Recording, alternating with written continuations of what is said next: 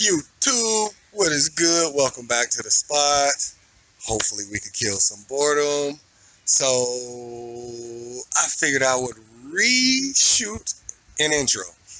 Um, this is actually about my moped. I bought a moped a while back, like 2-3 years, and I just started working on it this year. And recording my video, getting it tuned up, and my buddy comes by and he asks, "Can he ride it?" I let him ride it, and he crashes at the corner, bro. What is it? 1, 2, 3, 4, 6 houses away, man. Like, he crashed the moped 6 houses away and needed to get rushed to the hospital. End up with a concussion and stuff. We're in Texas. You don't need a helmet. But guys and gals and those who don't want to classify as one or the other, please, if you don't know how to ride, don't be asking, because I asked him, he said he know how to ride. He crashed, and then, story goes on, the day goes on. He don't know. Oh, he like, yeah, this like my second or third time riding.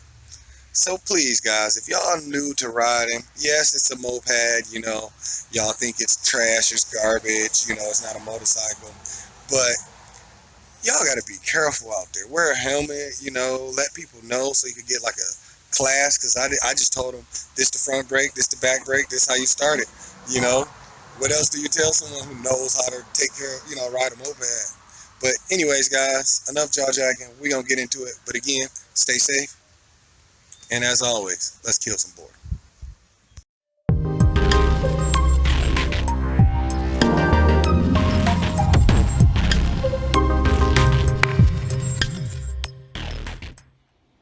Okay, here's the moped. I believe it's a Roketa or something like that. But so what I've done is I replaced the carb. Here's the old one. The reason I replaced the carb, honestly, was just for the simple fact of it was only like 30 bucks. So I was like, you can't go wrong with a new carb. I didn't have to clean it or anything. As opposed to this one's dirty, and I got lines with this. And this fancy little air filter. Okay, I also put a new battery in.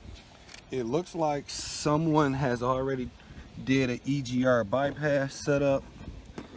Like, it's chopped right here. So they already did something. So I'm gonna check that out, see what's going on. Also, buying it, it was missing these 2 bolts to its intake manifold. So when it's running, it vibrates and has this weird whistle. I replaced the starter solenoid, but I am going to get a new solenoid, CDI, rectifier, and all of that. Also, right here, this line is your vacuum line that goes to the bottom of your pit cot, down right there. So I bypassed mine because I do not like to deal with the pulse of the fill up. It's really garbage. It's garbage. Even in the 90s, it was crap then. It's crap now. Nothing's changed. Okay. So what I actually did is I took this off, took a drill bit in the hole, and I just bored straight. And I just kept boring until you pop the diaphragm. You'll know when you get it because it'll do a weird jerk. And once you pop that, what I did is I actually ran a half a tank of fuel straight through my fuel line. I got all of the debris and all of the garbage out. And when you do it this way, when you pop in the diaphragm, it's the old school way, continuous fuel flow. That's how I prefer it. So now we have continuous fuel flow. Also, I have not connected my electric choke or anything like that. Yeah, I'm not sure if it works. I'm not even gonna lie. I gotta get the voltmeter, but my connector is all hard. See right here, they're all broken. So I'm gonna attempt to do some fixes. But anyways, let me fire it up so y'all can see what's going on. Oh, and I replaced the throttle cable and the throttle. Okay, we're gonna put the key in. Hold the brake. Oh, nothing. Not sure if y'all hearing that.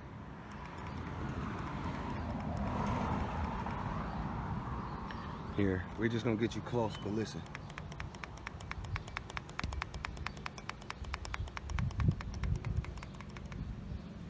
Okay, so our start button ain't working. So we're gonna go low tech, guys. Take something metal, bridge your starter solenoid.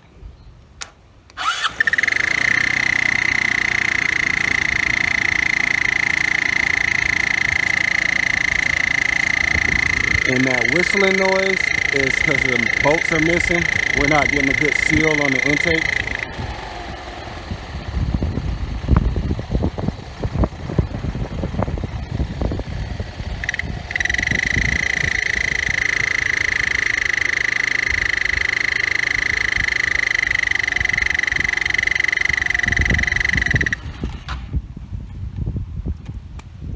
Okay, so what we're gonna do is, because the carburetor came with the intake, we're just gonna completely bypass their intake and call it a day. I actually bought 2 carburetors. One was too small. It came with all the parts I needed, but I decided to buy a second one because this one came with an air filter. So we're gonna bypass all of that.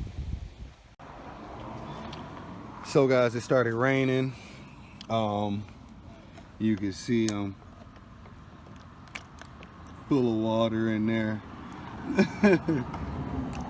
And it's exposed, so I'm sure I got water in there. But what I did is I completely removed the box. I routed my pressure manifold line to the top of the diaphragm. This isn't connected, my choke. It's a idle enricher. It's not even a choke, guys. It only works when the alternator is engaged, and the alternator doesn't engage until the motor's running. So for me personally, it's just useless. So I just got it tuned how I need it. Due to it getting more air, I had to adjust over here on this side. I had to adjust my enrichment screw right here. I had to open it up. If you look, it's pretty out there now, but it's pretty good. We're gonna fire her up, see how she runs. And I couldn't take apart this connection. I had to break the first screw out. The second one stripped also, so I'm waiting on a new one. I'm gonna replace it. But due to the little bit of fiddling I did, I got the button to work. So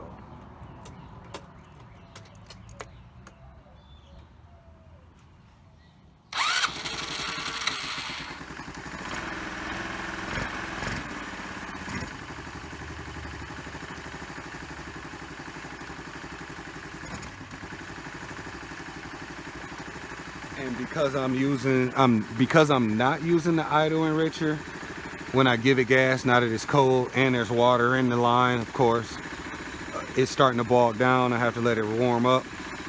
You know, this is how I did it back in the day when I first started getting into mopeds back in the 90s.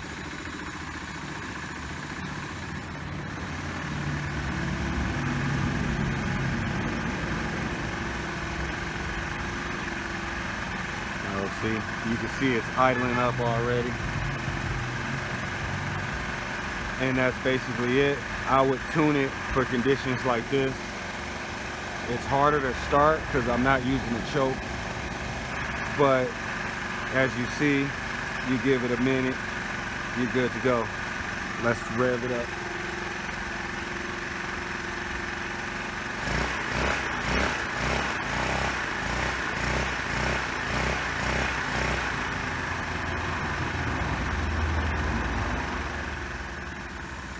And there it is, guys.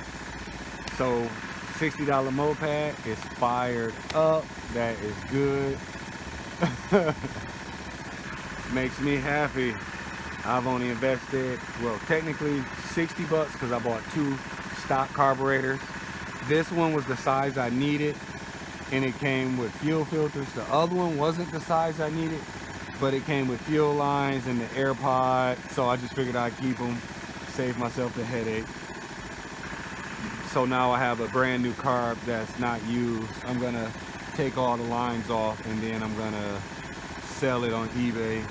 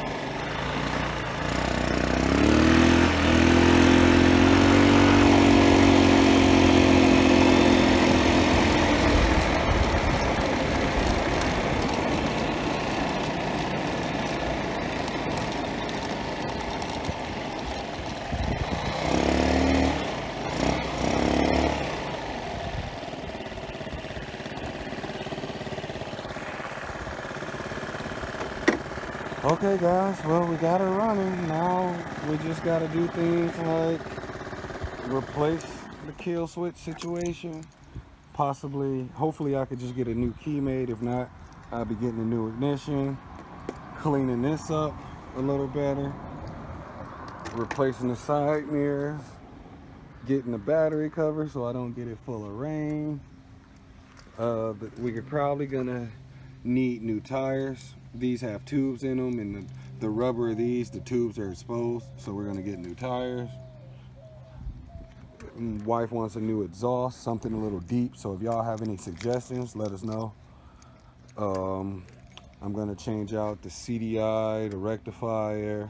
I've already replaced the solenoid, but because you can see it's singed, because I've been using a screwdriver to start it until I got another means of starting it. So I'm just gonna replace it. That's just because, but this one's perfectly fine. Also, I have to take the air filter out now and route the exhaust right here. This went into the original air box. So what I'm gonna do is just drill a little line and tap it in right there, straight on the head, so we'll be good, and cut some of this line down. Also, we're gonna pop the head, check the clearances, and we're gonna plug this valve. I don't know if they did it properly or not. I just noticed the other day that the line is snipped right there. You can see it's snipped right there. So we're gonna check all of that out. I have a, what is it? A new carb coming, one without the idle enricher. It's a, I think like a 28 or 27 mil. I'm gonna actually put the lines on and put some crimps on them properly, route everything, get this all purdy. We're running pre-mixed fuel. There's actually no oil, so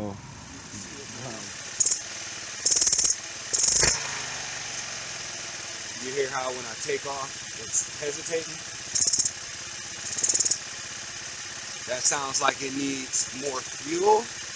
I don't have any jets yet. They're in the mail. So right here on this particular motor, If it's on the exhaust side, this is basically the fuel screw. It allows more or less fuel to go through.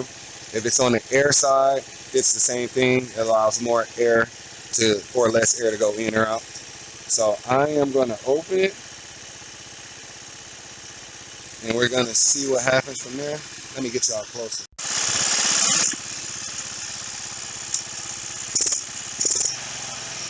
See, just that one turn, it doesn't bog as much.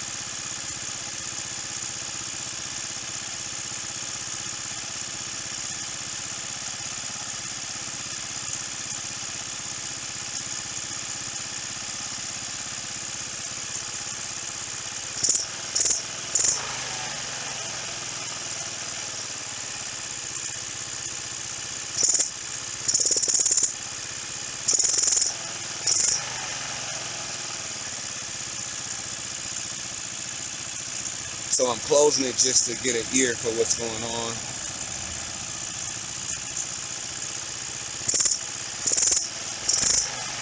You can hear how it backfired a little bit.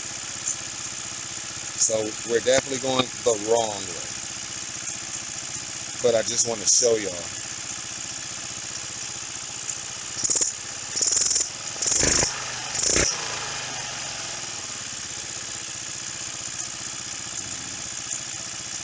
And I'm going to keep going so you can hear it dying out now.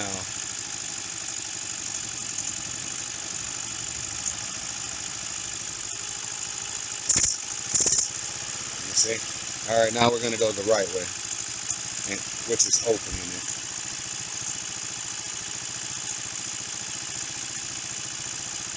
Well, I'm going to open it just to see what happens. Hear how it's idling up. And that's because I wouldn't have to open it as much if I was jetting it, if I had the jets.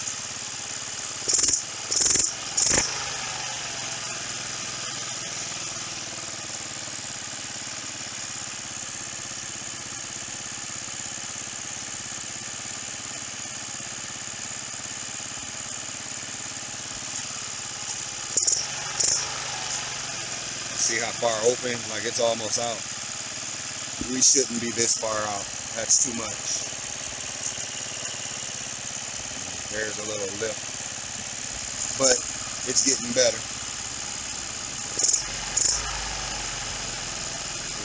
Throttle response is a lot more snappier.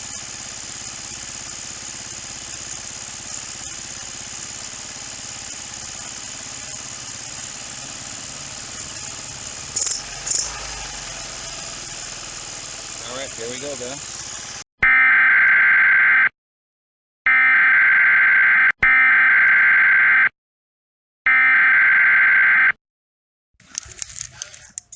Oh man, that's bad. Oh, I got your hand too? Shit. And you say it got your leg? Oh, just a little bit. Oh man. Yeah, you feel a little swollen. My fucking foot. You need to go make sure nothing's fractured. Yeah. Here, let me. So we got the bike back, and so my buddy crashed it, as you see. It knocked off my dang on camera I just put on. Knocked off the shroud. But let's fire up. And we're gonna fire her up and see how she sound. He crashed right up the street. Yeah. Oh, yeah, he knocked off that. I found it. It was there. But he knocked off the lock for that. But yeah. He crashed right up the street, like right up there at the corner. So let's see if it fires up. I just walked it back.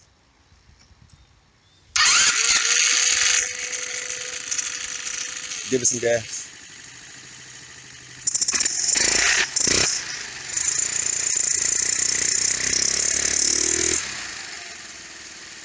Sounds good.